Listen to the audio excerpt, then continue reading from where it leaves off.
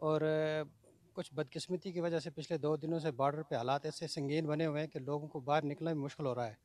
और हमारी गाड़ियाँ जितनी भी जाने वाली थी ट्रेड की और कल से हॉल्ट पे पड़ी हुई हैं और कोई भी गाड़ी क्रॉस नहीं कर पाई आज।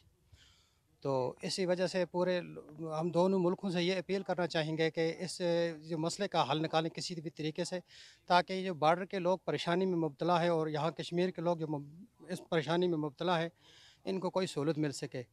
हम पार जा रहे थे माल लेके चकोटी, तो वहाँ शेलिंग हुई है, इसलिए आज ट्रेड नहीं गया। हम कल से ही है, कल से आज जाना था हमें, बोलते हैं वहाँ शेलिंग हो रही है बॉर्डर पे।